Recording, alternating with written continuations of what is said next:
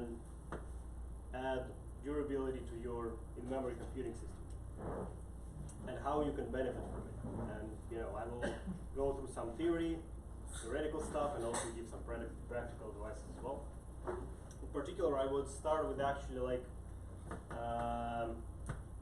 covering a little bit about what data grid is, what Ignite is, and what are the limitations and challenges with that kind of systems that we have, and how we can overcome them.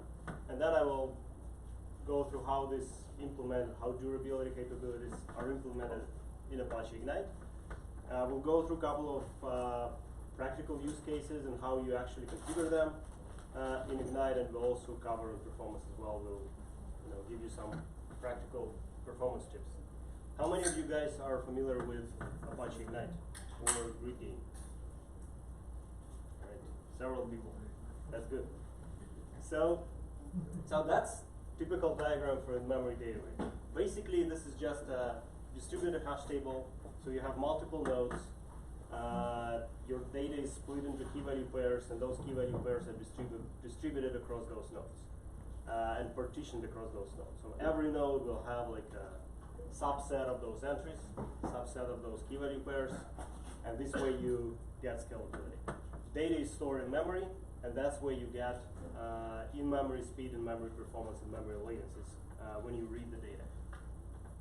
And then you will have different APIs that you can use to interact with your data that is stored in the in-memory data grid.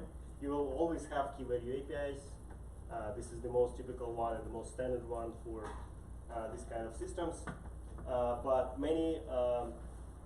most of the in-memory data grids, including Apache Ignite, they provide also some advanced capabilities on top of that as well. You will have computing. You will have transactions sometimes, different search capabilities, like Ignite provides SQL support, for example, things like that. And on the back end, you will typically have some kind of a database for durability, right? So the data is in memory, so if you lose your cluster for whatever reason, accidentally, or you just restart the cluster for some maintenance or whatever, you lose the data that is in memory. So you need some kind of durability. Usually those systems use a third-party database at the back end. It can be a relational database or some other kind of storage. And you will have like write-through, read-through semantics to interact with the data. Ignite is an example of this kind of a system. It's actually a little bit broader in terms of functionality, but I will focus on what it provides in terms of the memory data grids here. So what is different with Apache Ignite is that it provides its own native persistence. Because basically the fact that we have this third-party database at the back end introduces certain challenges and limitations. It's a very good solution from like performance standpoint and from scalability standpoint. It's a good one to overcome your scalability and performance challenges.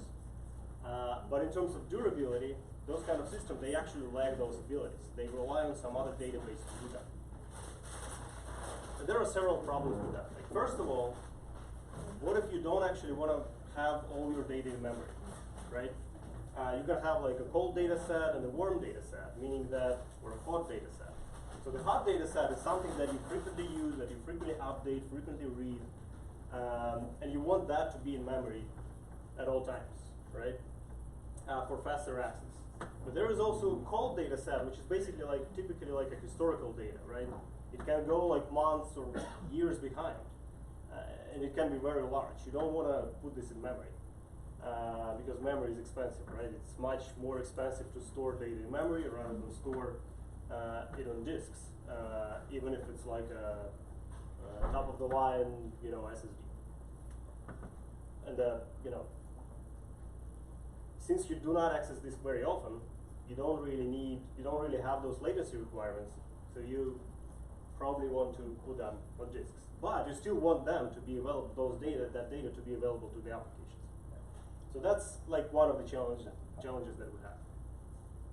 Another one that was very actually painful for us before we introduced native persistence is the fact that especially when you use like advanced capabilities, advanced search capabilities mostly, like SQL or like scanning or something like that with predicates or whatever, you actually need to have the data in memory available, because you cannot utilize read-through in this case.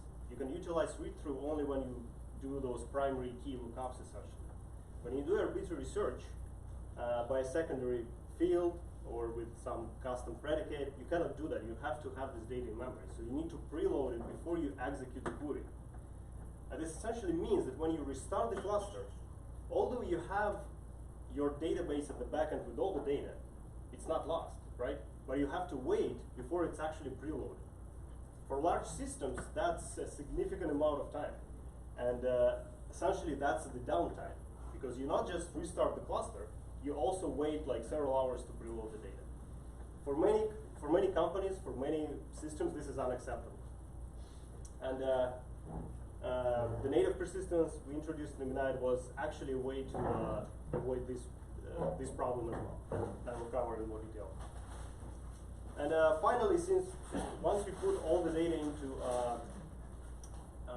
into our native persistence, which is out of the box, we also want to have some kind of a disaster recovery capability, right? Because we can lose the data.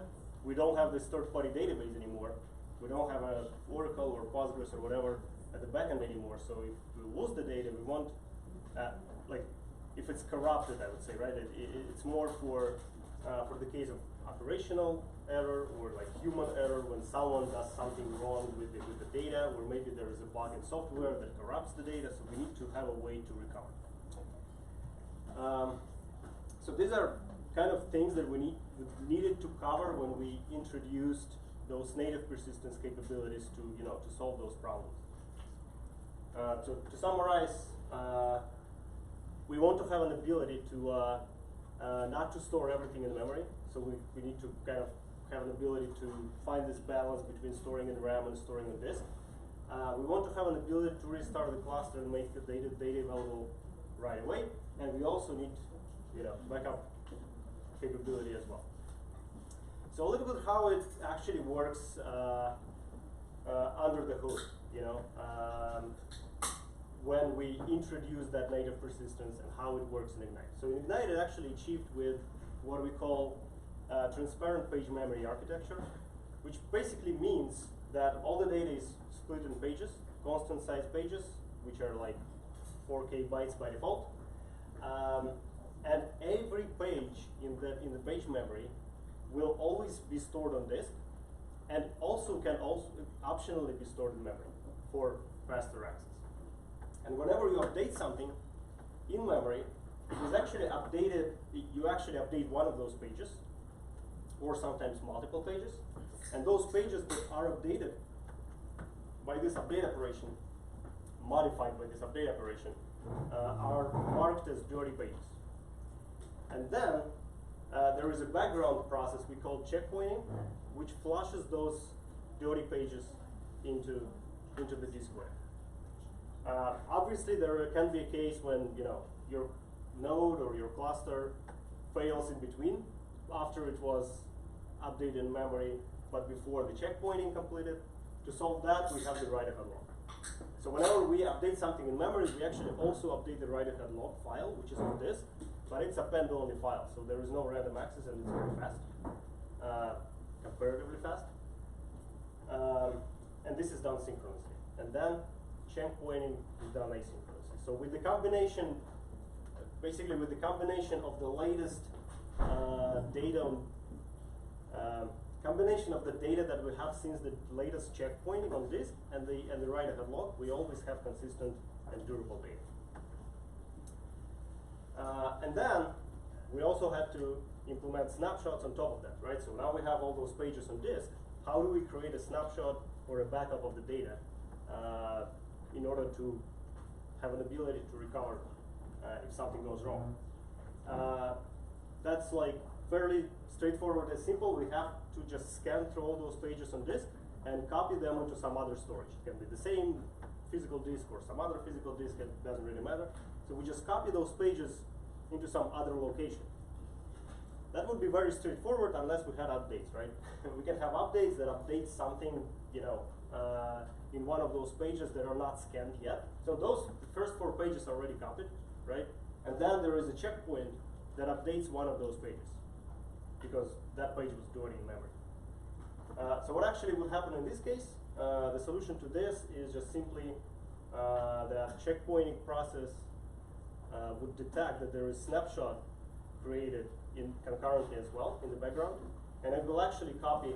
It will help the snapshot process and copy that page with the old state to the snapshot storage, and then we'll update the actual disk storage with the new state, right? So this way we actually achieve that the snapshot storage has like a consistent state since the last checkpoint, and this is basically like a consistent state for a certain moment in time.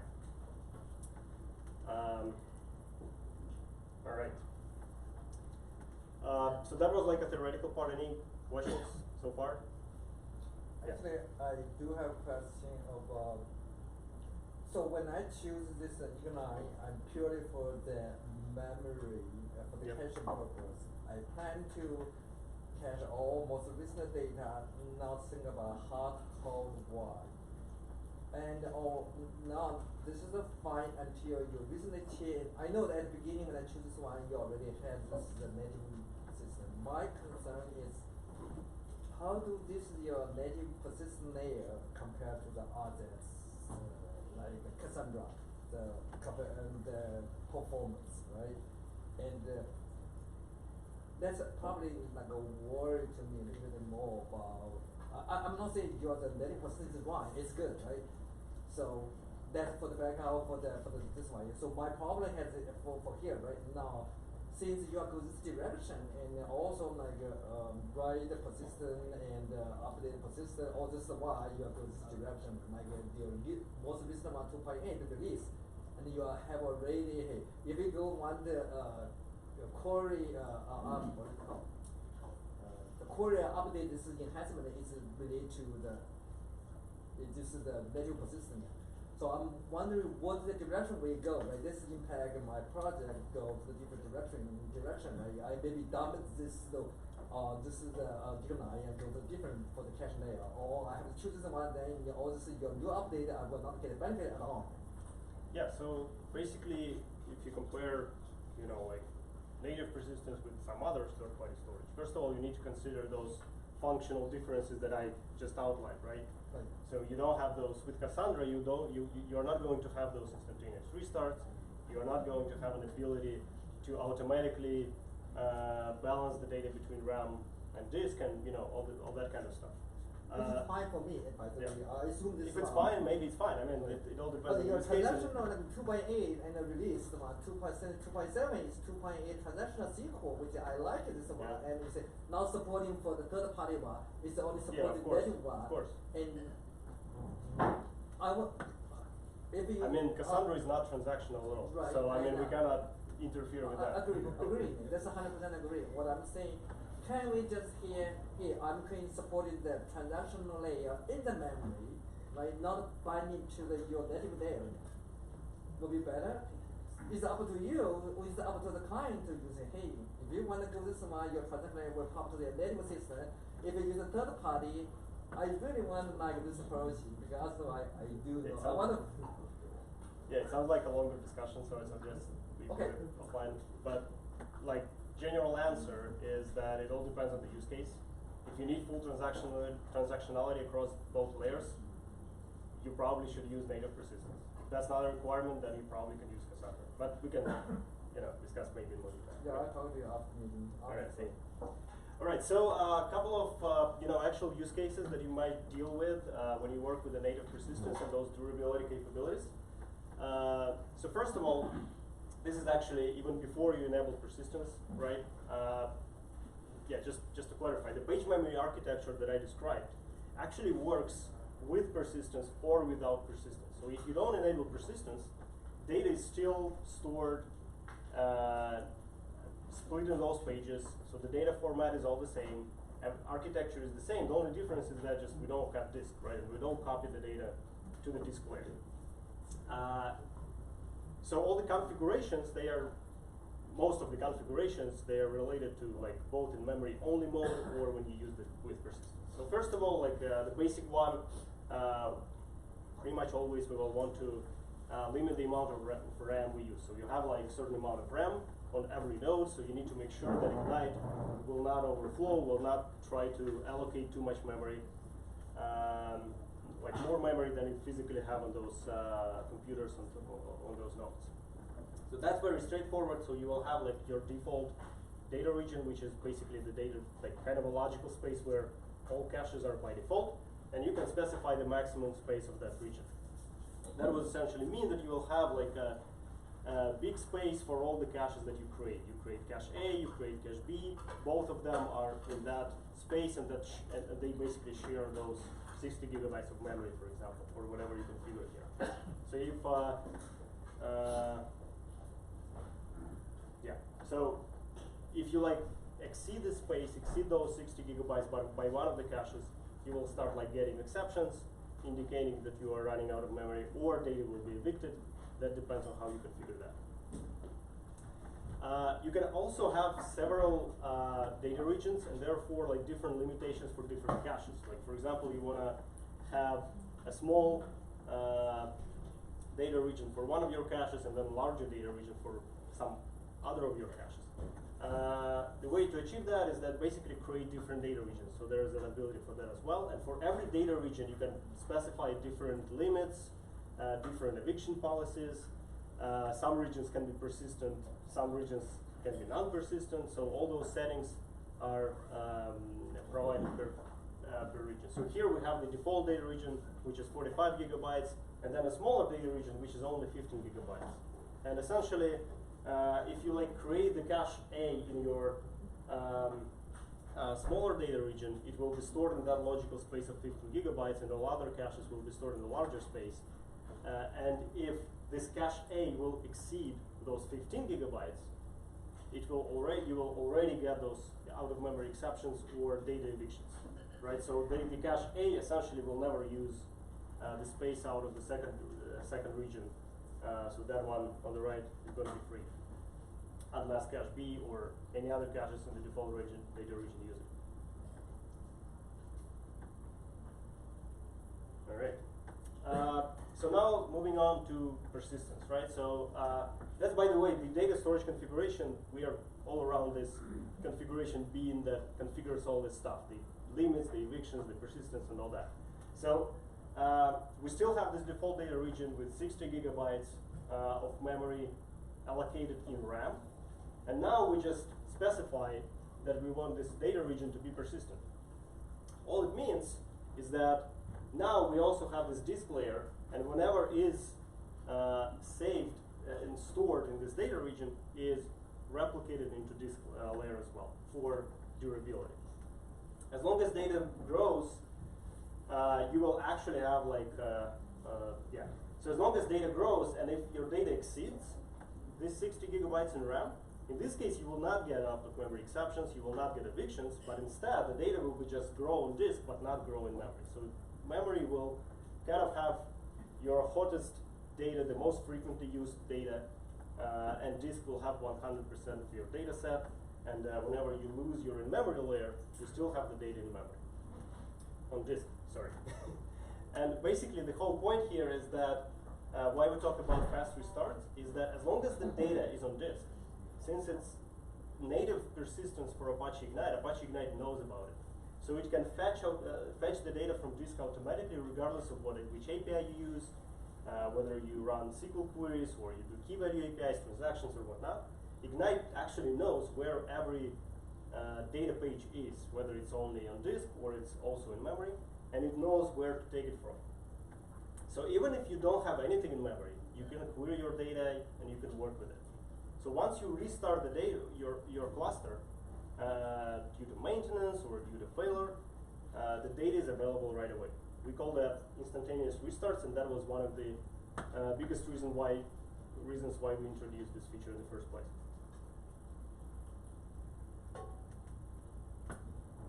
All right, another important and very typical use case is splitting your data sets in those like hot data and cold data based on some application-specific rules, right? Not just based on which data is most frequently used, right? Like in the previous example, but here we may have some the data may be split by months, for example, and we want to have 2 latest months in our hot data set, for example, something like that, right? In this case, again, we can have those 2 different data regions, and the goal here is to have to store our cold data set, which is the larger data set usually, right? It's historical data. We want to store it in a smaller data region so that it doesn't consume too much memory, and our hot data is going to be in the larger data region, although the data set is smaller, because we want to have all that data in memory for fast access.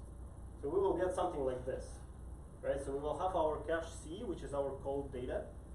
Most of the data in cache C is going to be on disk. Only small portion is going to be in memory because it's configured with this small memory limit of 15 gigabytes. And then we will have our 45 gigabytes data region for the hot data, where we have cache A and cache B, and those caches are fully in memory, and they provide faster access and lower latency.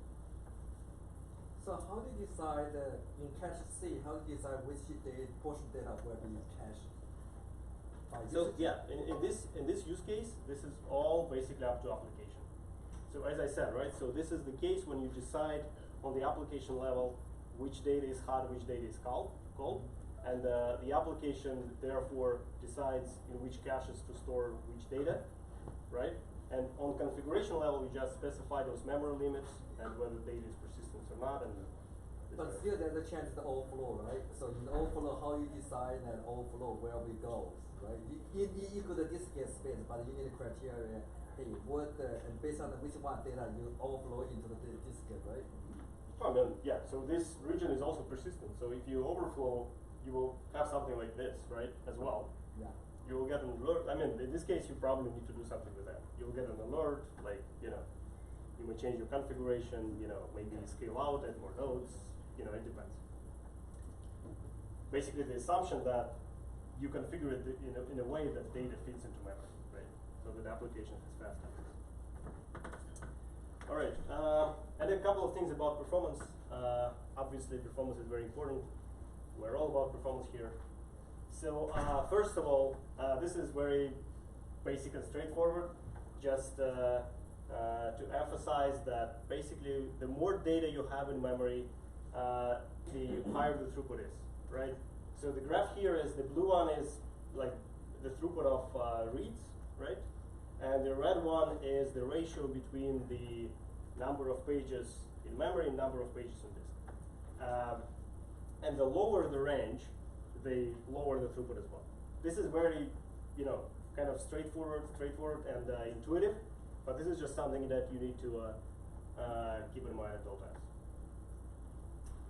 times. That's one of the interesting cases that we've seen multiple times, and our users and customers face this multiple times as well. Basically what happens, and this usually happens with slower disks, like spinning disks or something like that. So what happens is that the checkpointing process that happens in background tries to write data faster than it can be written to disk. So disk essentially doesn't keep up with the amount of data we're trying to write into the system. And what happens is that you can end up in a situation when the checkpointing process is not completed yet, but all your pages in memory are already dirty. So essentially, you have to stop.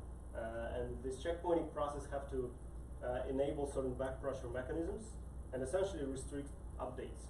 And in this case, we have this zero drop. So like throughput just goes to zero for a certain amount of time until the checkpointing is completed.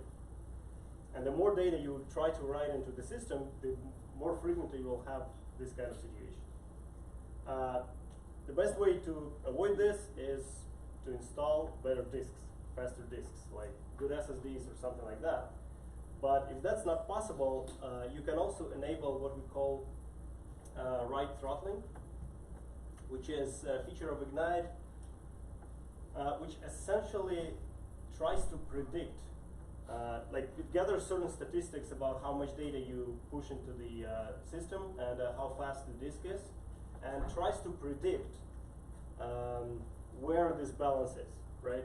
And what it does is it essentially puts like short pauses for updates, for the actual updates, so that the latency of every update is increased, and therefore throughput gets lower, but you don't go into the situation when you have to actually stop all the updates and stall the system, right? So in this case, you get kind of more stable throughput. It never goes to zero, but the overall throughput is lower than you would have without this throttling. So essentially, this is kind of a trade-off between throughput and latency. If throughput is more important for you than latency, you don't care about latency at all. It's okay if some of the operations goes for seconds. Then you probably don't need this. If you need stable latency, but you are okay with latency being a little bit higher, then this is something that you can enable. But again, this is a situation typical for slow disks, for spinning disks. So if you can install better disks, that's actually what you need to do. All right. Yeah, another important and kind of surprising item that we also have been seeing several times is that basically when you run on SSDs, everything is very, very fast until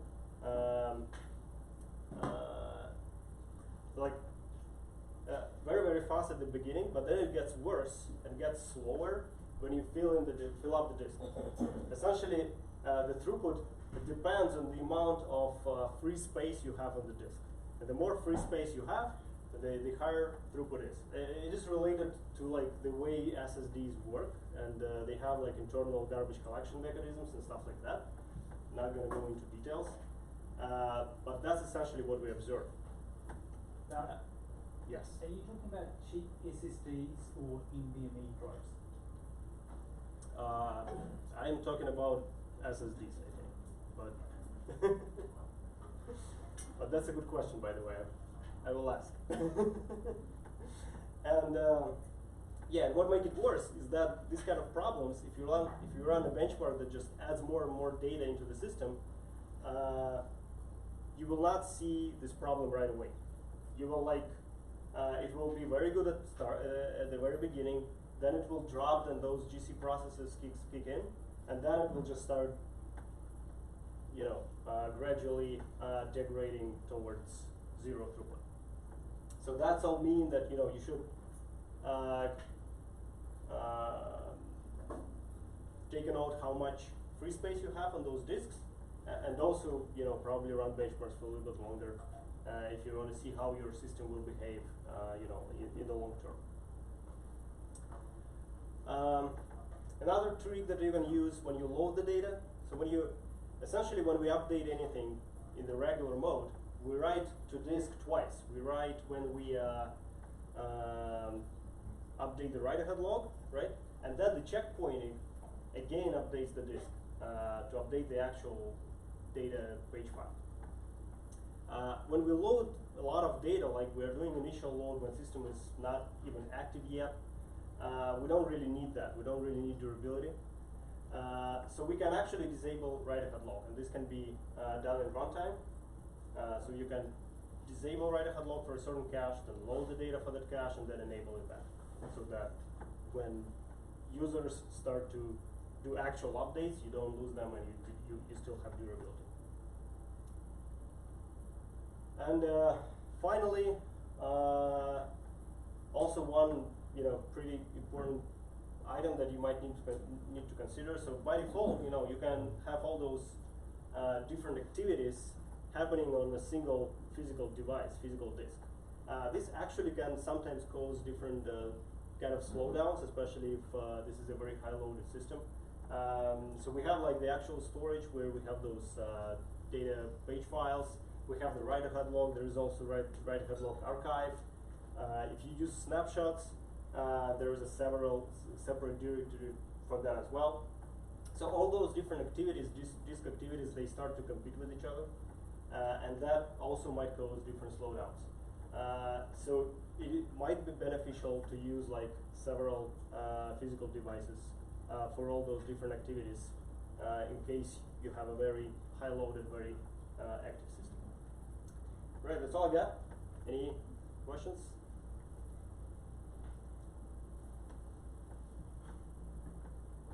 Yeah. Did I hear earlier that you were making full physical copies for your snapshots? Yeah, so we actually have full snapshots and incremental snapshots. So full snapshots is just the full copy. Incremental will be essentially delta from the previous full snapshot. So what typically our customers do, they have like, they create full snapshot like overnight, for example, and then incremental snapshot every hour. And there is also point-in-time recovery as well. So in combination of full snapshots, incremental snapshots, and write-ahead log, you can actually recover to any point in time. Is that for safety or for uploading I/O to a different device, or why are they making full snapshots? Oh, that's for durability. Okay. That's just regular backup of a database, right? So Okay. Something is corrupted there or whatever, you can recover.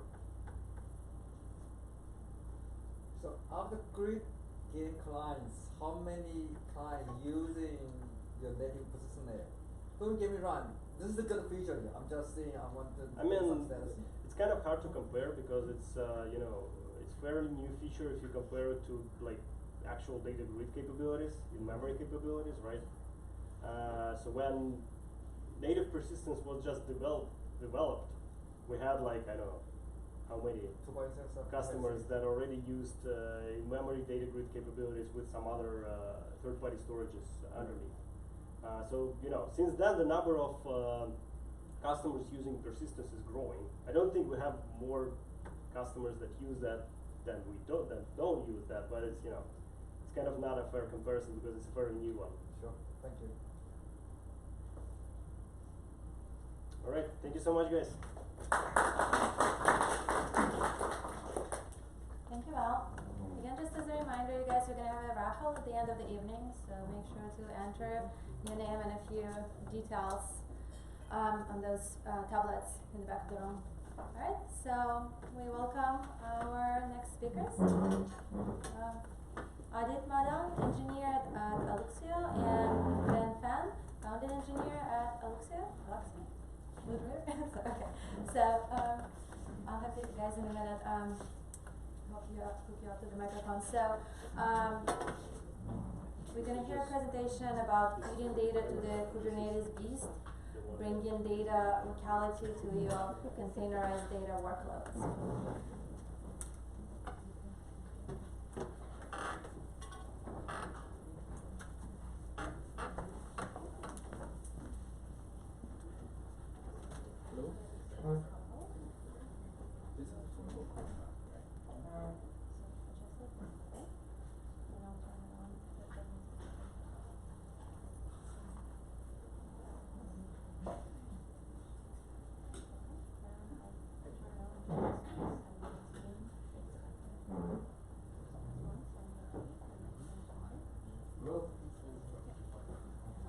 Hi everyone. We're still setting up this. So before we start, I want to do a quick check. Like, how many of you have heard Alluxio before, or used Alluxio before? Great. So it's the right audience. So maybe I can give a quick overview for what Alluxio is doing.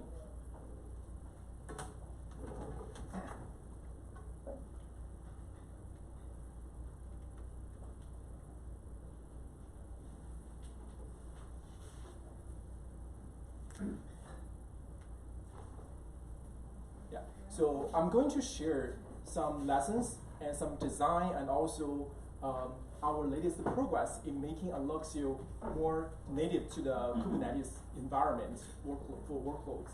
So I'm Ben Fan from Alluxio. I'm the one of the founding members, and also Adit is also here. We're co-presenting this talk, and we are both the core members to maintain this open source project. And this was actually research project before, about 3, 4, 5 years ago in UC Berkeley AmpLab. And Alluxio at that time was a sister project for Apache Spark. In early days, people used Alluxio at that time still called named Tachyon as the default block in-memory OP block management system for Spark. And later on, we turned this into a more general purpose distributed file systems. So it's not only working with Spark, but also working with other big data workflows like Presto, Hive, MapReduce, and also like machine learning workloads for TensorFlow or PyTorch. Yeah. So that's where we started. It was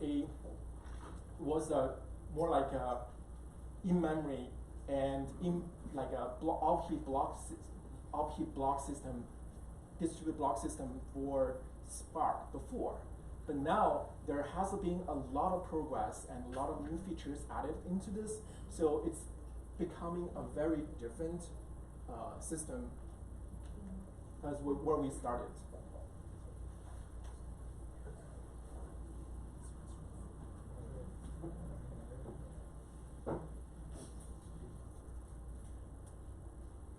Yeah, sorry, we take some time for us to just figure out the mirror.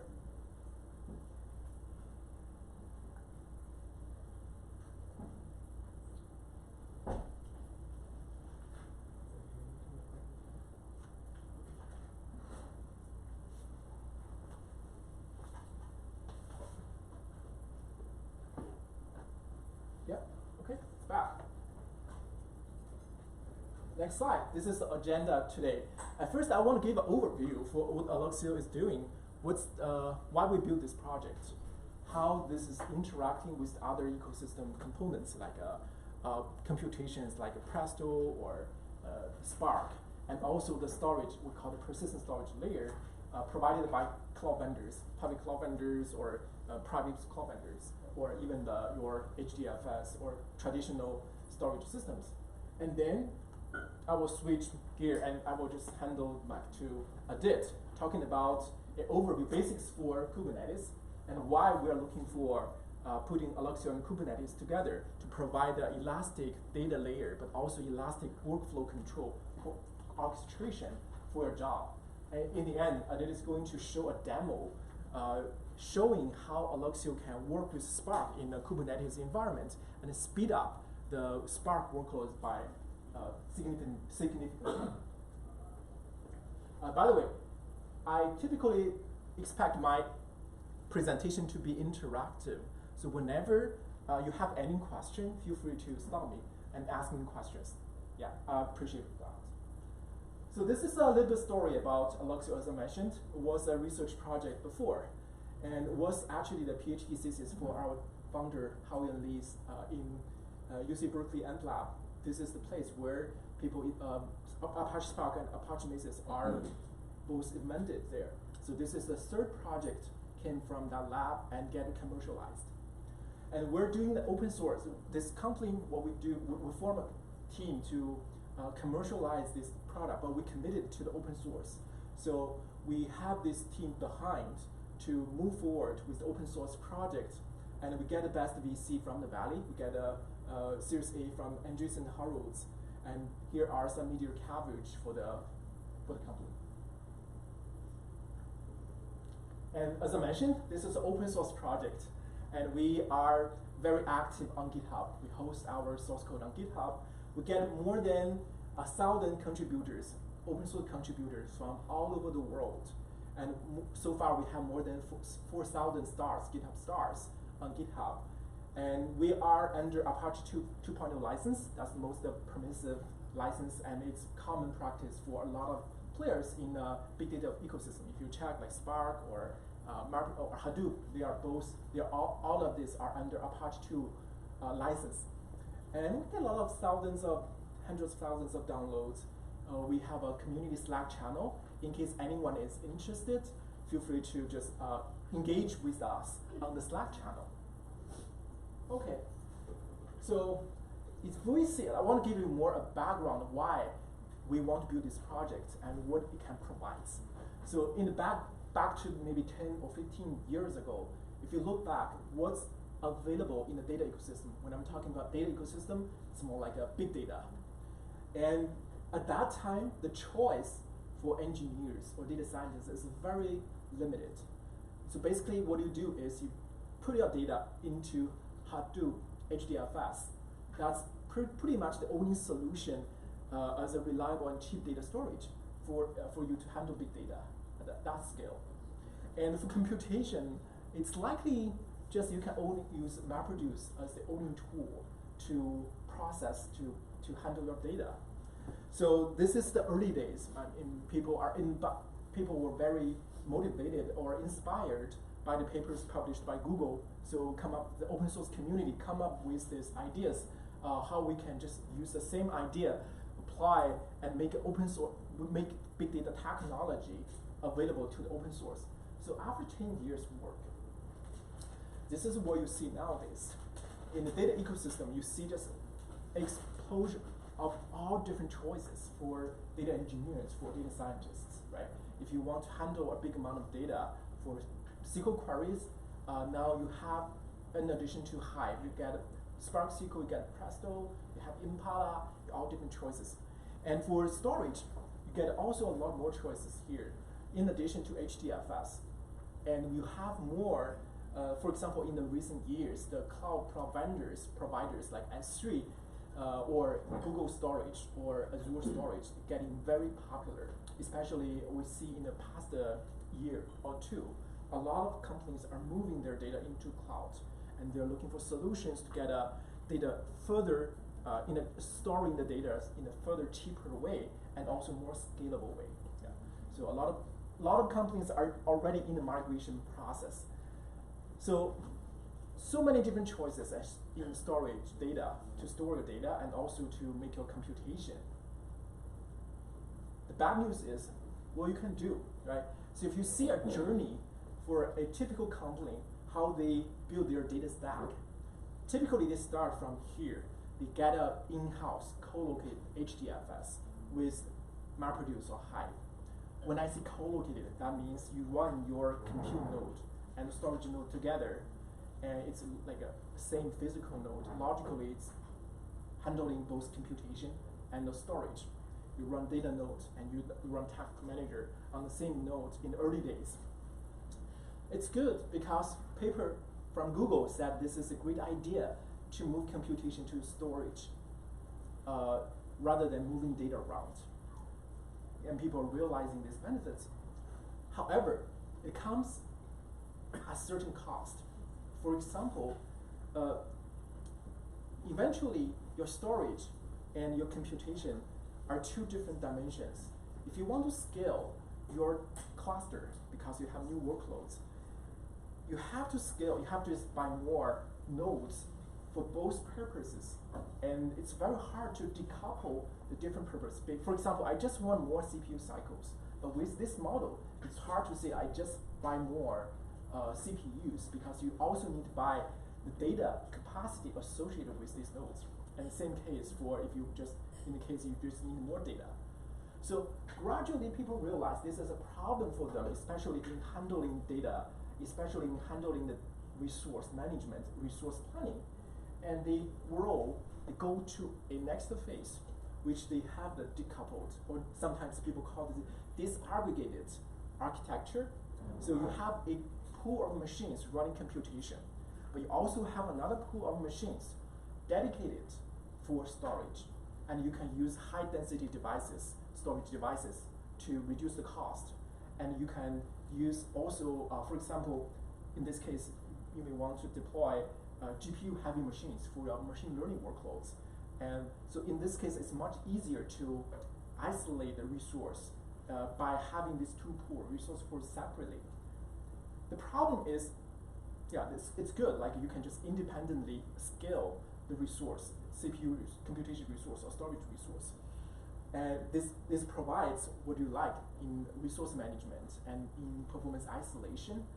What's the complexity is now again, you get more data, you need to pull data over network, cross network, right? You lost data locality.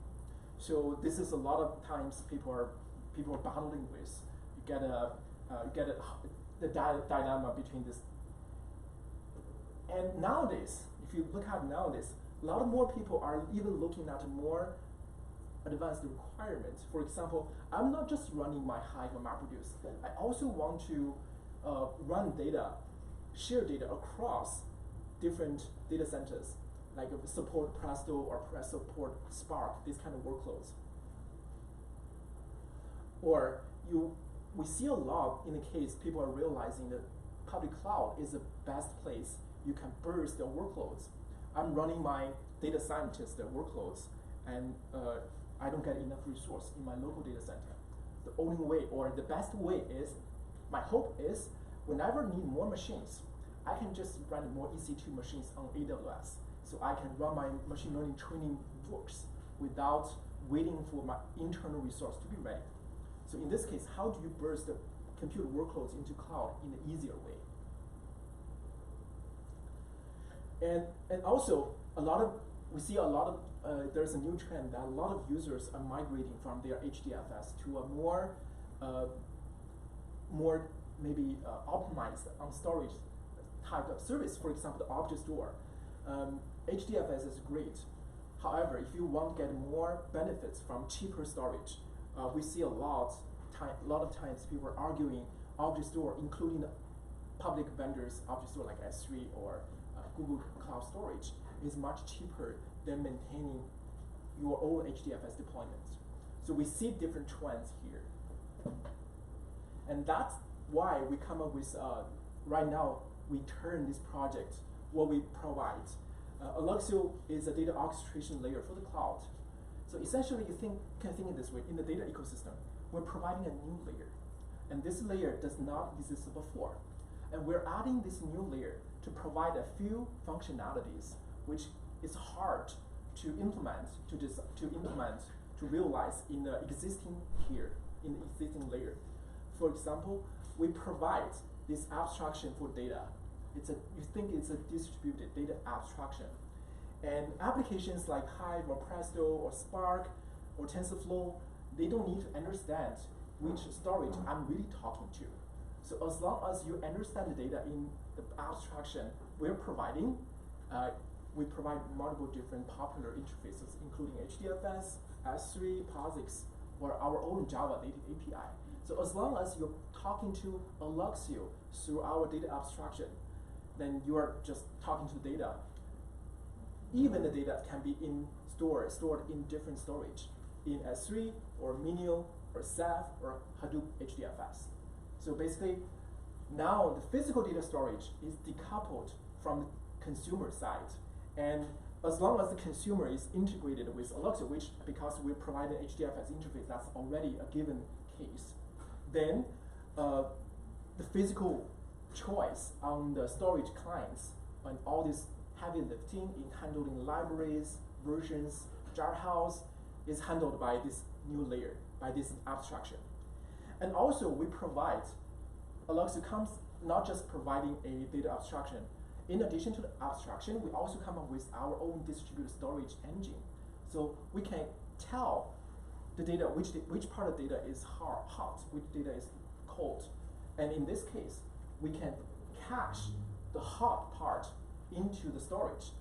And also, we can make corresponding choice. For example, if the data is very hot, then I can just make more replications for the applications to bring up the locality. If the data is relatively hot, then I may just make one copy in memory. If data is not hot at all, given the data was be persisted in the persistent layer storage, and then we just evict data out to make more room for the hot data. So all this intelligence you can build into this new layer to provide the data, to present data in a better way, present in a better layout for computation. So this is basically the meaning to have this new layer. Yeah, so I want to give some code here to show you how different applications can interact with Alluxio. If it's a Spark, it's pretty much just like interacting with HDFS because we provide an HDFS compatible interface. Essentially, you just change HDFS / into Alluxio / Same case for Presto, you just create a table like that. And for POSIX, we provide a POSIX interface with certain requirements, and you can just use your familiar Linux command line to interact with the data abstraction. And this is our own native Java APIs. This is more like file system API provided in Java with more options we like tuning for our use case. So this is basically the overview for Alluxio. Any questions so far? Yes, right here. Is data locality still one of the concerns, given this additional layer? I won't say it's concern, but solving data locality issue is one of the mission we're trying to, is one of our mission. So with the separation of compute and storage, especially typified by workloads in the cloud, your data is in the data lake like S3, but compute is on S3. Then this S3 is naturally separated from EC2, right? So you don't have data locality, and we will bring back data locality. That's basically one of the goal provided by Alluxio. Meaning caching data in memory? Caching data in memory or any tier you like. And memory is one option. Yeah, it can be SSD or some other tier. Yeah. So actually we have more slides talking about the locality. Thanks. Yeah. Any more question?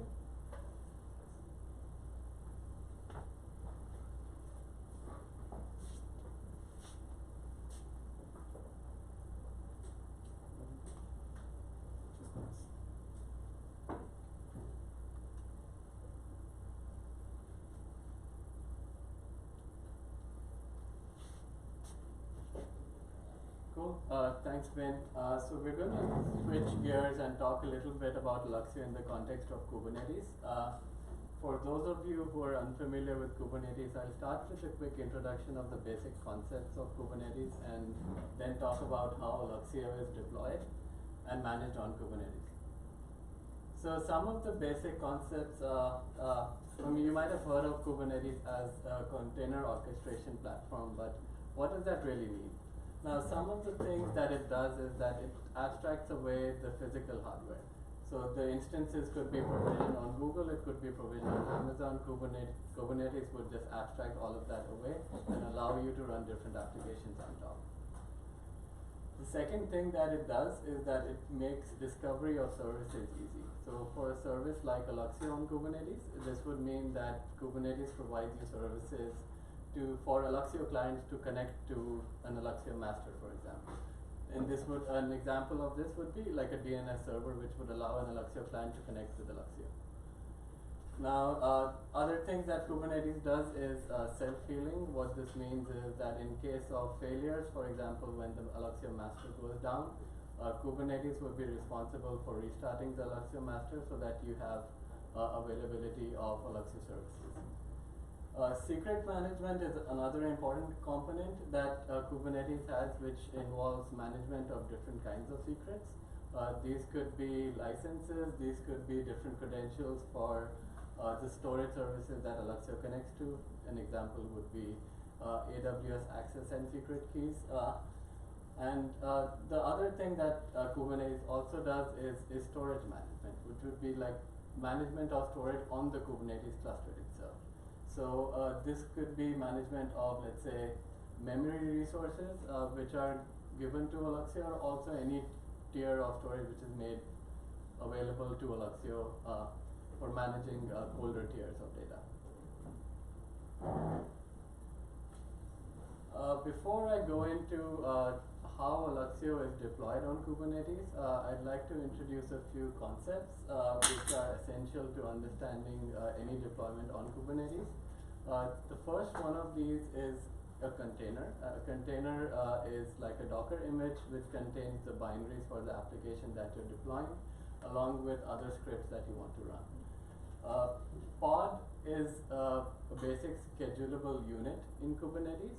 In Alluxio's case, we combine different processes inside a pod, which should, like for example, we have Alluxio workers and Alluxio job workers, which should be scheduled on the same node but not part of the same container. So we would have two separate containers for both of these services and use them in the same pod. Like I mentioned, the Alluxio service is a key component to discover how to connect to an application like Alluxio, and a DNS service is something that's provided. Now, like other things that Kubernetes provides are determine where and how to launch a container. different deployment modes Kubernetes has includes daemon sets and replica sets. Now, daemon sets mean that when you launch a worker, for example, using a daemon set, a worker would be launched on every node of the cluster. And when the process exits for some reason, Kubernetes is responsible for relaunching that container. Now, a couple of important concepts which Alluxio uses to deploy itself on Kubernetes is related to volumes. So we have persistent volumes and host path volumes. A persistent volume is something is a kind of storage on Kubernetes which is persisted across restarts of a container. So Alluxio uses persistent volumes to store the Alluxio journal. And when the Alluxio master restarts, the journal would still be available, and we would recover the metadata for Alluxio using a persistent volume. A host path volume is a kind of volume which makes a directory on the physical host available to the container. So a running container would be able to modify contents of the physical host. So the file system isolation is broken for host path volumes. Now this is a mechanism that is used by Alluxio for an application container to write directly to Alluxio workers, and I'll talk about this in following slides. Okay, any questions on basic Kubernetes concepts before I move on to talking about Alluxio?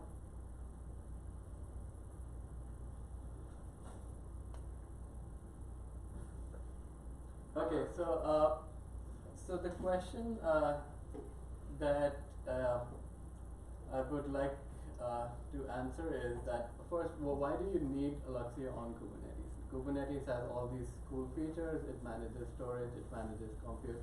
Why would you need Alluxio on top? Now, like Ben talked about, Alluxio, and we are proponents of the separation of compute and storage. Now, when Kubernetes wants to access storage which is not on the Kubernetes cluster itself, that is where Alluxio would come into picture. Now, in this example, we have a cluster, Kubernetes cluster running Spark and Alluxio is used as the data access layer to access storage from GCS or Amazon S3 in this picture. Now, someone previously asked about locality. Like, locality is the problem that we're trying to solve even with remote data.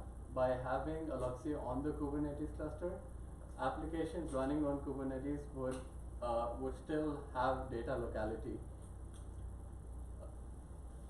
Now, other things I have on the slide is that Alluxio is also used as a unifying layer of data. So you have access to different storage systems in the same file system namespace.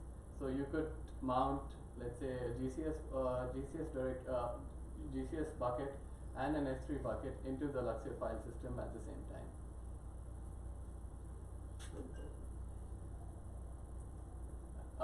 Yeah, so the last bullet bit I forgot to mention was that if you have reuse of data, you would still have cluster and node locality within the Kubernetes cluster. Let's say you have a pipeline of different jobs which keep accessing the same data again and again.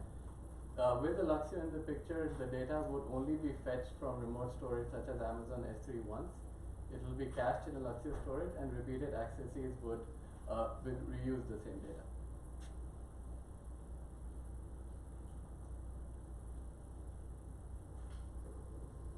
Okay, so I mentioned a few of the key components in Kubernetes. The way that Alluxio is deployed on Kubernetes is that we have containers, 4 different kinds of containers for the different for the master services, the worker services, and also something called the job master and job worker, which are used for asynchronous activities with Alluxio. Now, like I mentioned, different containers such as the master and the job master are combined in pods, which is the schedulable unit inside Kubernetes. Workers are deployed in Kubernetes as a daemon set, which would mean that we recommend deploying Alluxio workers on every node of the cluster. And persistent volumes, like I mentioned, is used for the Alluxio master to store the journal so that it's persisted across restarts. And it also could be used by the Alluxio worker optionally to store any data across restarts of the worker process. Now, by using only memory as the only memory for Alluxio workers, you would not be able to persist that data across restarts. But the good thing about Alluxio is that Alluxio can be thought of as a stateless application.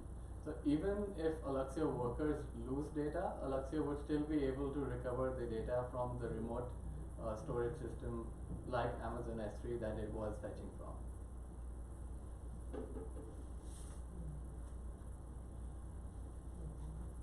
Okay, so a typical deployment for Alluxio on Kubernetes would look something like that. We have a physical host hosting different kinds of services. The host on the left in this case is running the Alluxio master and the Alluxio job master in the same pod, two different containers. The Alluxio master would store its journal in a persistent volume. A persistent volume could be in this case, the persistent volume that we're using to store the Alluxio journal is an EBS volume. The Alluxio workers, worker and the job worker are run in the same pod as two separate containers again, and we use some host path volumes to provide short circuit access to Alluxio workers. Now, short circuit access is used by Alluxio client applications to communicate with the Alluxio workers without going through the network stack. And in the case of Spark, I have a slide following which will explain how this gives us some performance gains. Now, one of the things, since locality is important and it is the responsibility of the Alluxio client applications to schedule tasks on the right Alluxio workers, one of the things that we do is that when running on Kubernetes, Alluxio workers run with host networking. And Alluxio workers, the block locations advertised by Alluxio would be the physical host IPs. Now, for example, an application like Spark, when Spark launches executors on different hosts, it is able to map the executor container to the physical IP of that box. So it is able to schedule tasks on executors which match the block locations advertised by Alluxio, which would be the physical IPs. The other thing in this picture that we have is that when a Spark executor which is running the Alluxio container wants to communicate with Alluxio using short circuit access, it would share a host path volume with Alluxio workers. So opt domain UUID would be available on both the Spark containers and the Alluxio containers, and by the UUID in the path, the Spark container would be able to identify the Alluxio worker that it's going to communicate with. Okay, so we have a quick demo planned. If we have time, do we have time?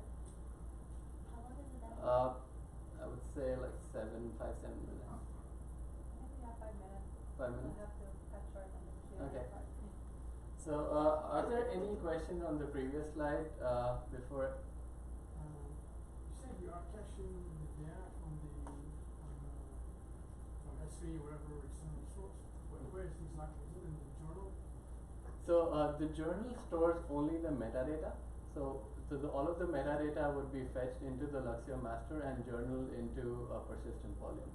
All of the data itself is cached on the Alluxio workers. Now the Alluxio workers, like I mentioned, could be using only memory, or it could be using volumes as well. Did that answer your question? Yeah, okay. Okay.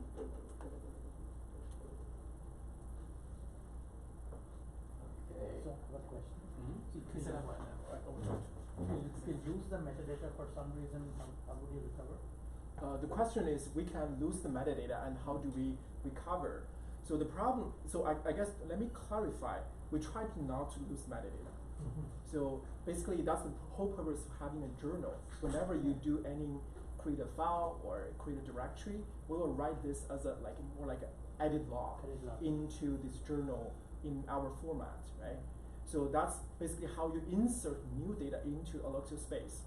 On the other hand, it's possible that your data is really originally set in S3, right? I just load this data from S3 into my Alluxio layer.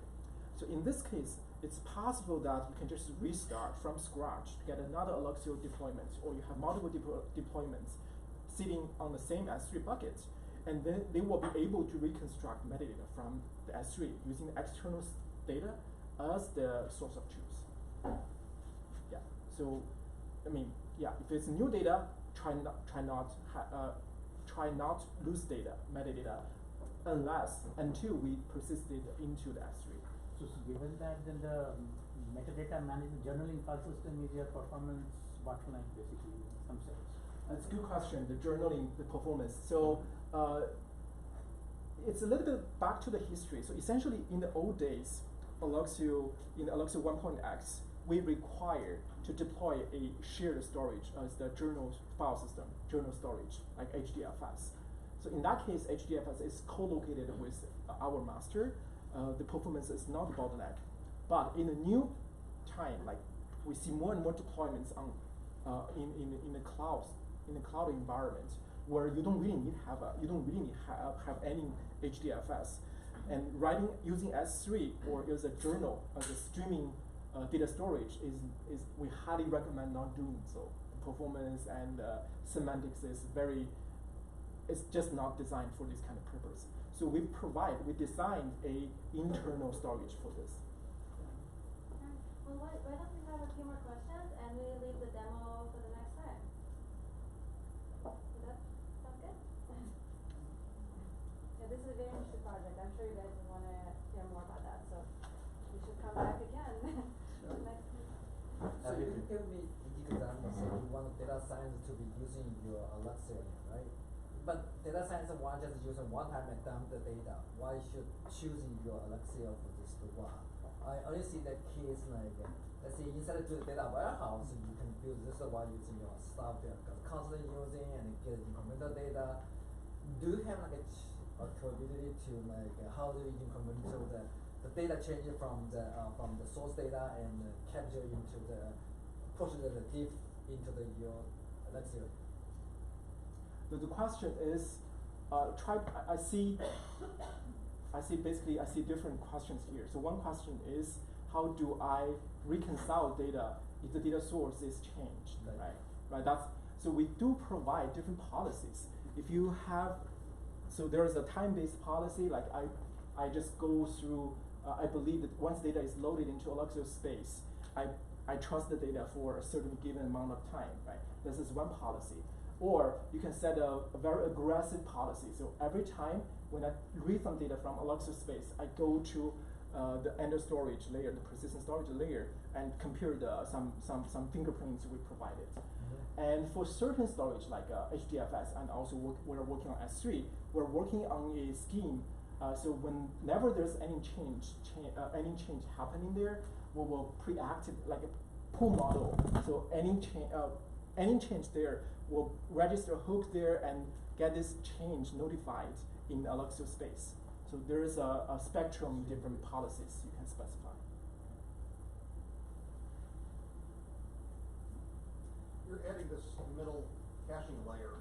I'm curious, how much awareness is there across the consumer software components and the storage software components for such a middleware caching layer? You want to avoid effects like double caching and that sort of thing. Are you now still having to manually configure that, or into any of the products now that there might be caching going on someplace else and then want to minimize your own, for example? I try to answer, and if I miss Sure. anything, you can just feel free to add. So basically, the question is how aware these applications that we are facing are knowing, like they know there is a caching layer down like beneath, rather than spend extra resource to double caching, right? So we basically, like, you need to understand a little bit. I need to clarify a little bit better, like which is the ecosystem we're working with. In here, we're particularly targeting workloads like a Spark or Presto or Hive, MapReduce, or TensorFlow. For these kind of frameworks, we provide, first of all, we're transparent to them. They just treat us like HDFS, which they, by default, they can talk to. So they are not aware of there's caching layer beneath. The second, Spark is a little special, but for Presto or MapReduce, for TensorFlow, these kind of workloads, they don't have any internal caching to double cache this data. So for Spark, I say it's a little bit interesting here is because there are some tuning knobs in Spark. Or there are some APIs. You can tell Spark to cache data in their in-process space. It's on JVMs, on different Spark workers, executors. The problem with that approach is because actually this is where Alluxio is from. So it used to be that layer for Spark. But later on, people realized this is not stable and also it's not shareable. It's hard to share data across, cache data across different Spark jobs. You can still cache data internally in the Spark, in the one Spark job, and to facilitate other operations, but it's not possible to share this cache data. So in this case, it's better just to cache data into Alluxio space. But also, there's possibility for people to insert more optimizations, like what's the best time to write data into Alluxio space, rather than just like letting Spark to cache more data. And Spark basically is not designed to cache data. That's what we learned, and through many experiments. Once you cache a lot of data inside a Spark job, the performance gets down. Alright, thank you guys so much. We have to take this We'll offline. stay here for around. Yeah, You can just absolutely. hang out So with us and ask me questions. after the last talk, you guys can ask questions. So thank you so much.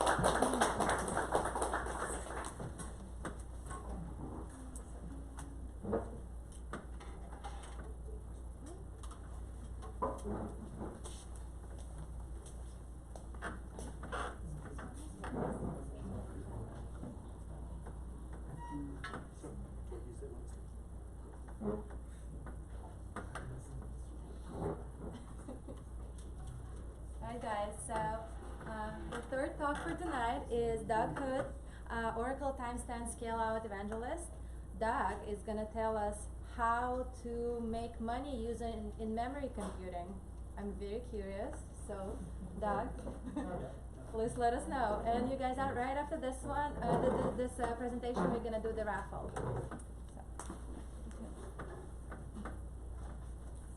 So, bit of a time crunch here, so I'll just get into it. So, this is an in-memory meetup. This is a in-memory meetup. In-memory is cool, but I thought it'd be really useful if we can see what specific use cases can we have where we can either make and or save money using in-memory computing. So, we can't do that in all cases. We've got to tie it to a specific use case. So what I'm looking at is securities trading, buying and selling stocks. It's easy to understand, and there is real money to be made or saved doing that. So I'm going through these different things, looking at different aspects of it. So just show of hands, I'm going to be asking you questions. How many of you buy or sell shares? Okay, some of you? Not a little bit, like only about a quarter if you do that? Okay, so on the right, I have blatantly stolen the screen capture for the Fidelity trading system. I actually use Fidelity to buy and sell my shares. Fidelity is actually a customer of mine, They use this technology with the TimesTen and memory database behind it to make it go fast. So the point is, over on the right here, you've got different widgets. Are you buying or selling stocks? If you're buying or selling stocks, there's different things you can do. Each one of those different things you click on give different options. So it's not just buying and selling stocks. There's other things. There's mutual funds. There's fixed income. There's lots of different things you can do. The point is, there's lots of choice, which makes it complicated. It's not trivial. So those of you who have bought and sold shares, how long does it take? You know, you're clicking through all the things, and then you say submit, and then it's going to get back to you with an acknowledgement. Does that acknowledgement come back a millisecond later, a second later, 10 minutes or never? Like, what's your experience? Depends on the type of order.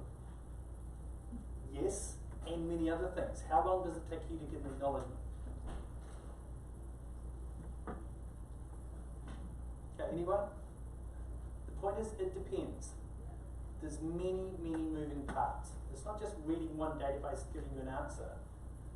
It's collecting a lot of information, it's doing a lot of processing, it's sending messages over the network, it's doing auto matching, it's getting stuff back, it's doing a whole lot of auditing, and it's getting back to you. It's a complicated process, it's a pipeline, it's asynchronous. It can take seconds. If it takes too long, you go unhappy. Is it broken? Maybe I should do it again. If you do it again for the same order, the company running it may have to fix that, deduplicate it, and resolve it for you. That takes time and money. That's their cost. So they don't want a slow system. Also, if they can do it really fast, they can do more trades to make more money.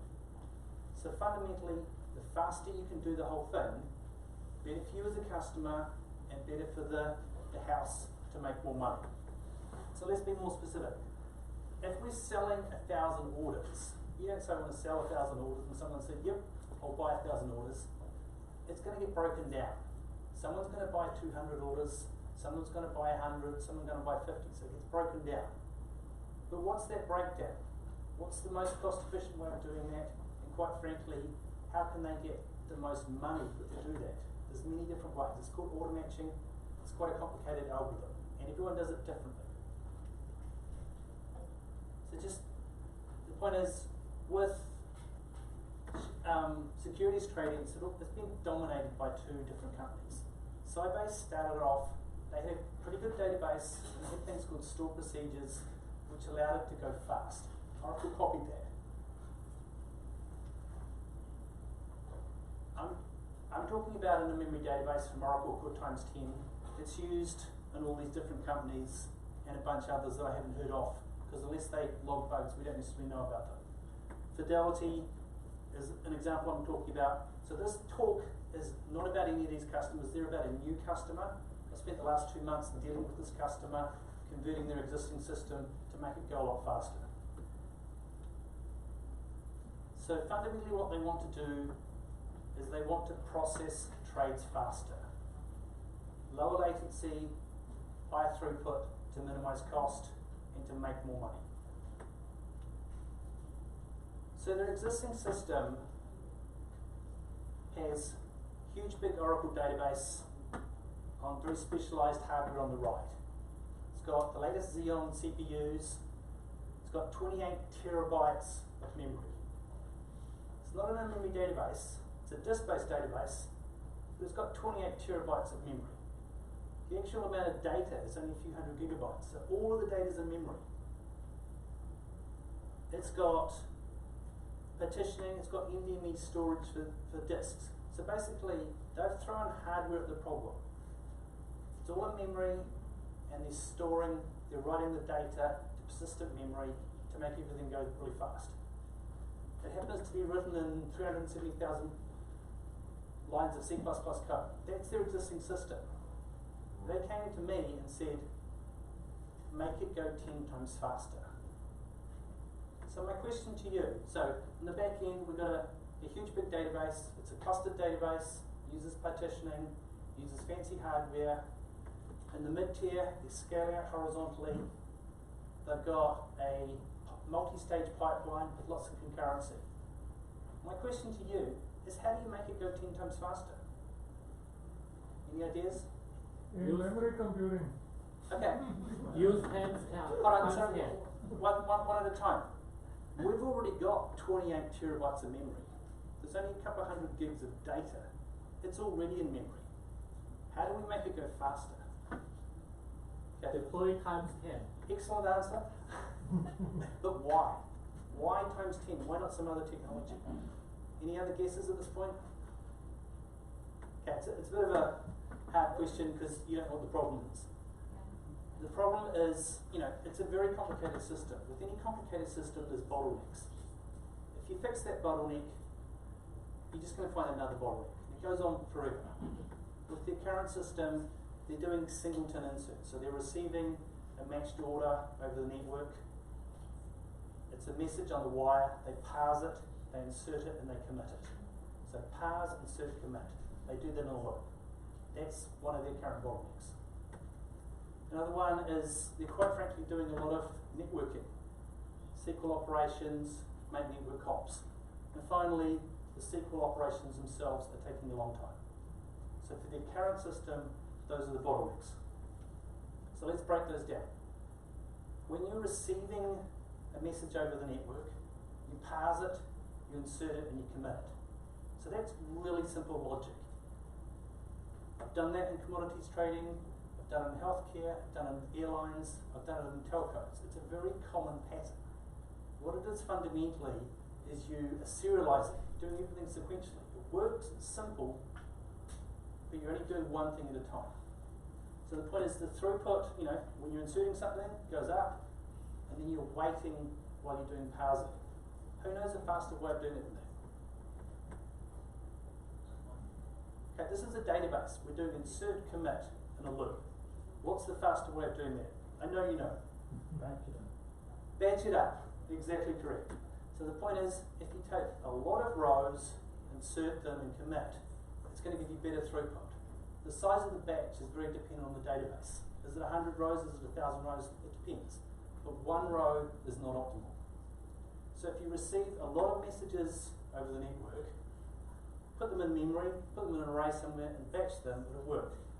The net effect is you get this, you're getting better throughput, but there's still downtime while you're building that batch before you insert it. What's the faster way of doing it than that? Anyone? Okay, any of you done computer graphics? Double buffering? Okay, the point is, if you split that problem into someone receiving the messages and parsing it, and another thread will process batch inserting, and you flip pointers, you can do that stuff in parallel. So you're still doing batching, but you're doing it in parallel. It's called double buffering. Google it. So that was one of the operations. It was doing these insert commits, which were just taking too long. Another problem they're having is they were just doing too many network round trips. They're doing a lot of SQL operations, returning a single row. Maybe it's primary key, maybe it's not primary key, but the where clause basically says you get a single row back. They're also doing cursors where they're going to get multiple rows back, be it for a single table or many tables. They're doing inserts and updates. They're doing like literally 2 deletes in the whole system. Huge number of inserts and updates, but very few deletes. Commits, they're also calling stored procedures. So the point is, each one of those operations is a round trip. Network round trips are way slower than doing stuff in CPU and memory. So we're doing a lot of these networking operations. It turns out, unfortunately for this customer, their network is not optimal. You can go cheap or you can go fast. You can have VLANs and you can have VMs. And if you save money, it's cool, but if the net effect is your networking is going slower, that's undesirable. If you compare that to doing it on bare metal machines, if you're going 2 to 5 times slower than what you're doing on bare metal, but you want to go 10 times faster, something's wrong. So their networking people made choices to make the system go cheap at the cost of going fast. So they had some opportunities, like I've covered what the bottlenecks are. So they've got some opportunities to make it go faster. I'm going to cover them at a high level and drill them down. They could rewrite the app. It's always a choice. It's always fun. If you're a developer and you're getting paid by the hour, rewriting stuff's great. Business-wise, not so much. You can improve the network. It's easy to say. It's actually quite hard to do. You can use an in-memory database, or you could use an in-memory database as a read-write cache. And we'll get into that in a little bit. But at a high level, those, if you do things to tune a system that aren't the bottleneck, it will make exactly zero difference. Identify the bottlenecks, address those. Test again, what are the new bottlenecks? So the point is, we spend a couple of months identifying the bottlenecks, and then we said, how can we address those? So, rewrite the apps. So they've got 379,000 lines of C++ code. And they're doing a lot of SQL. Each one of those SQL is a round trip. Just to show of hands, how many of you know what stored procedures are? Okay, about half of you. So fundamentally, it's a remote procedure call. Instead of doing lots of round trips for each individual SQL statement, you're saying, I'm calling a remote procedure, I'm passing in some input parameters. On the server side, you're doing whatever the work is, and then I'm going to give the answer back. The point is, in one round trip, you can do tens or hundreds or thousands of SQL operations. So if you had to do 1,000 SQL operations for part of your pipeline, you can do that with one round trip rather than 1,000 round trips. If the network's the bottleneck, 1,000 round trips for the hell of it is a waste of time. So they could use more stored procedures. About half of their SQL was stored procedures and half of it wasn't. Interesting design decision. So they could choose to throw away their SQL and rewrite it in stored procedures. And that would work. But there's only about 100,000 lines of code off it. So it would work, but it's quite frankly going to take them a year or two to rewrite that code. So they could do it, but it's not desirable. This is what I was talking about, the double buffering. If you've got two buffers and a pointer, two processors, one can be parsing while the other can insert. You flip the pointers, keep going. So you can go faster. So rewriting the part of code to do the singleton insert will work. It's harder than, the concept is really simple. The implementation is far harder than you think. They're not dealing with one message format. They've got 10 message formats. If you had one message format, you receive it, you parse it, you got your array, off you go. If you've got 10 different formats, you're saying, what sort is it? So when you need to fill up your batches, if you insert one row and commit, it's no better than what you got. If you insert in 100, that's fine. If you have to wait to fill up your batch, it's slowing you down. The fact that they've got 10 different formats just makes it less and less efficient. So they're working on this, but is it going to take them 2 months, 6 months, or 2 years to implement it? They may never do it. So it's a problem, they're working on it, but we came up with a faster way of doing it. Another one, you could flat out just rewrite. You could use a more modern, a more popular, faster language. So it's a question to you. Which one of those languages is newer than C++? Pretty simple question. Answer. All of them. Which of them are more popular?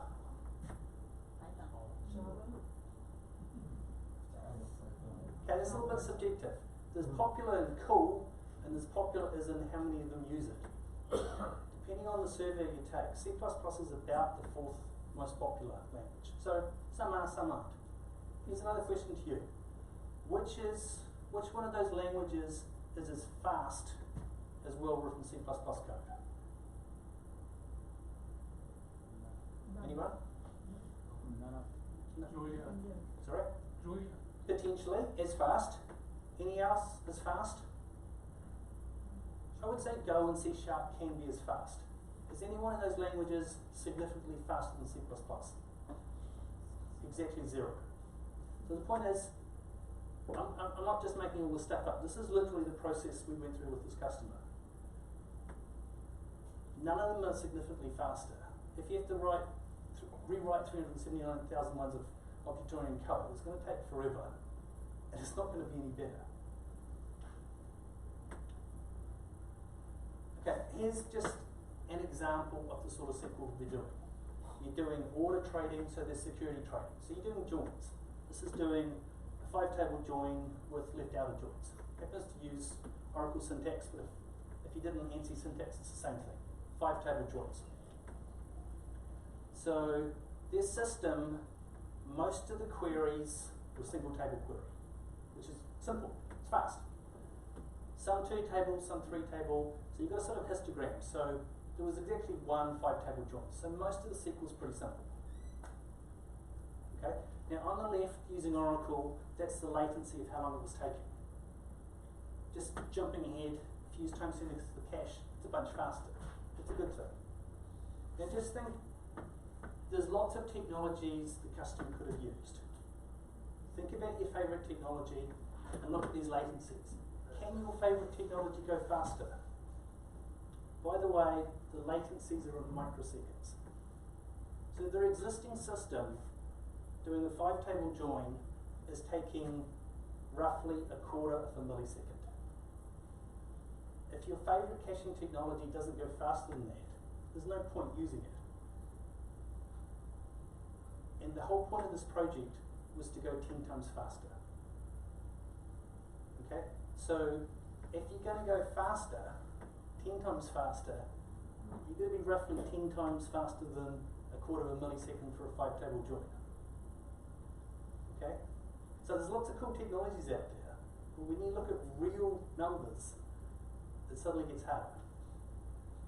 So this technology, it's a pizza box. It happened to be from Oracle, Sun, whatever, but the point is that Exadata machine, it's a full rack. It's 42U, so it's 42 of those. They've each got about 1.5 terabytes of RAM. They've got local NVMe disks. So it's very good hardware, and it's lots of it, and the Oracle database does all that in parallel. So what you're starting off with is pretty good. So it's really easy to be faster than a really slow Oracle database on really slow hardware. But when you've got really good software and really good hardware, you've got to be able to beat these fractions of a millisecond. So, the customer looked at all these in-memory technologies. You've heard about one of these technologies tonight. So they started off, well, let's look at everything. And they had criteria. They wanted to use SQL. Their existing system used SQL. If they used a NoSQL database, by definition, they'd have to rewrite the code to use NoSQL APIs rather than SQL APIs. So they flat out, going backwards. So they flat out eliminated a bunch of these. Aerospec is a cool technology. It goes fast. But it's NoSQL. It's not SQL. Okay? So they flat out eliminated a bunch of them just because it didn't use SQL. So this isn't my decision. This is what the customer did based on their business objectives. They wanted to go 10 times faster as soon as possible. You do it quicker by doing less. Less redevelopment work, and they wanted that 10x faster runtime. So, they got a short list. So, they needed to be fast. Yeah, they needed to use SQL and ACID transactions. Then they said a fundamental question. They needed to go significantly faster than the Oracle database that they're already using. And they want to go 10 times faster. So if your favorite technology is slower than Oracle, they just disregarded it. If it went the same speed as Oracle, that's less than 1/4 of a millisecond to these 5-table joins, they weren't interested. Only if it was significantly faster than Oracle would they consider the technology. And they used these technologies and they benchmarked them, and only one was significantly faster. So just jumping ahead, they also, because you're trading shares, if you pay money and you don't get your order, you're probably not a happy person. So one of the business drivers is you can't lose an order. So they have 3 data centers and they do a bunch of synchronous and asynchronous replication to make sure they don't lose stuff and they can recover. They didn't want to rewrite the SQL or PL SQL, and they wanted to minimize the dev test. So according to them, my product was the winner. Yay for me, but it was really convenient for them. They didn't care which technology they wanted to use. They had these criteria. It happened that the technology I'm dealing with was the winner. So how do we address this?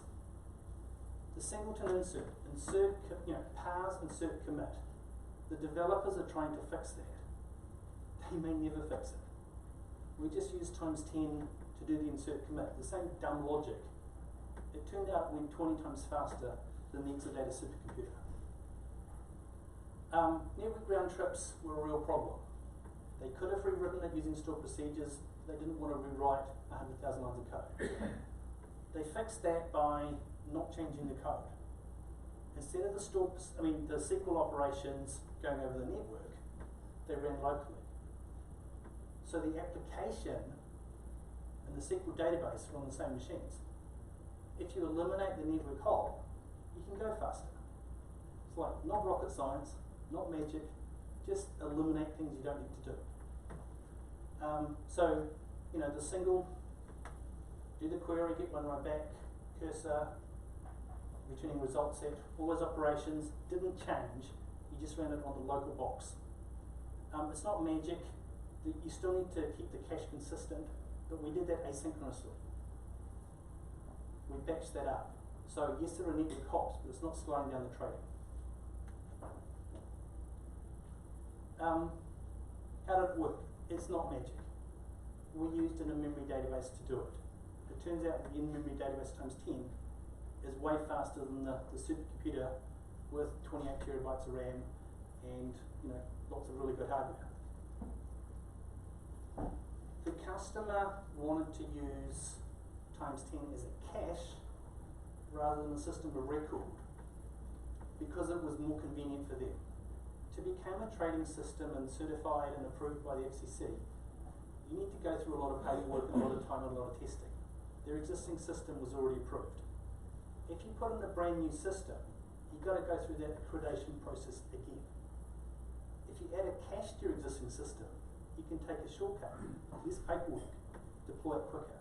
So they could have used an in-memory database as a system of record, but they chose to make it a read-write cache because it was less work to get into production. So the in-memory database is used as a cache rather than a system of record because they chose to. It needs to run on hardware. It's not magic. The first talk, Val's talk, was talking about disk I/O. Disks aren't perfect. They take time. SSDs are better, but they're not perfect. NVMe is even better again. It's not magic. If you use good stuff, it goes fast. If you use bad stuff, it goes slow. That's what it really comes down to. If you use multiple different spinning disks, that's good because you can have I/O contention. If you have expensive NVMe storage, you can get away with just having one device because the net bandwidth is good enough. It's a SQL database. It's a relational database. Don't do dumb SQL. Prepare it and bind it. Compiled SQL goes faster than dynamic SQL. So the things that are true for an Oracle database, or MySQL, or DB2, or SQL Server, or pick your favorite SQL database, still apply. Uses cost-based optimizer. You need to use indexes. Even though you have an in-memory database, if you do full table scans of billions of rows, it's going to go slow. If you use indexes, it's going to go faster. So just to be clear, this is a transactional system. I'm not talking about analytics. For transactions, you want rows, you want indexes. For analytics, you probably want to do it columnar. But for this transactional system, not. Do sensible joins. If you do Cartesian products on an in-memory database, it's still going to work, but the performance is going to be terrible. If you have where clauses, it's going to go faster. So the point is, it's not magic. You still got to do the basic things that you would do for a disk-based database. So, it's in memory, we persist, it goes fast. How are we doing for time? Okay, running out of time here. So the point is, we specify things called cache groups which represent tables. It's just SQL. You're specifying the subset of the tables you care about, the subset of the columns, the subset of the rows. We specify declaratively what it is, daemons at runtime, and full step. You can type it by hand, you can do a GUI to click through it, details don't really matter. The point being, you end up with stuff like this. If you have a hierarchy, many tables, it's just a table, comma, next table. You're specifying, in this case, it's read-only, every 1 millisecond poll to get the latest data. When you're writing, you just say, here's the table, and we'll asynchronously write to that. So, in summary, security trading is hard.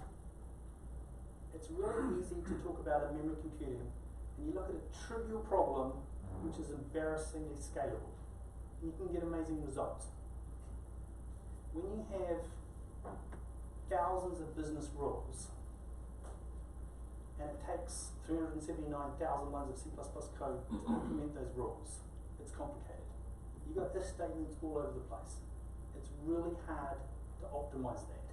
It's complicated, it just is. So to make it go faster, we need to fundamentally be faster. Some of the nasty things about trading systems is you have to have ACID transactions. Eventual consistency just doesn't cut it when you're dealing with money.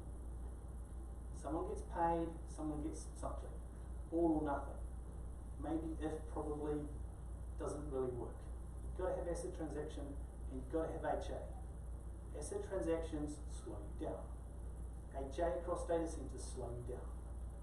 So the problem is do something really complicated with ACID transactions and HA. So it's really stacked up against you. They had really good hardware, they had a good architecture, and they still wanted to go 10 times faster to make more money, to save more money. And they really didn't want to spend years doing it. Rewriting it, they could have done it, but it would have taken them years. By using they had an Oracle database. By using an in-memory database that was compatible with Oracle meant they didn't have to rewrite their SQLs, their tables, their stored procedures. So it was cheap for them to do. It went between, so it was a complicated pipeline. Some parts of it were 8 times faster, some parts of it were 20 times faster, so it depended. The net effect was they could get their 10x faster. So you can rewrite your code, but it takes time. They didn't want to rewrite if they didn't have to. So for this particular use case, for this particular customer, because they had an Oracle database, using a TimesTen in-memory database as a cache for them was a good bet. It was compatible, it was fast, and it was highly available. So we're way out of time. Questions? Yep. I may show my ignorance a little bit here. Is this a self-contained system where they're selling stocks that they own, or is there another system they have to communicate with, which would slow your transaction down? It's the latter. It's the worst case. Yeah. That's kind of what I thought. So you can't do 10 times faster end to end, but you can do 10 times faster in their part. Locally. So you can do local optimizations, but you still have to do network hops to external parties. Great question. Any other questions? Okay, we're going to get kicked out of here, but more importantly, we're going to have a raffle. So we need to have time for the raffle. Thank you for your time.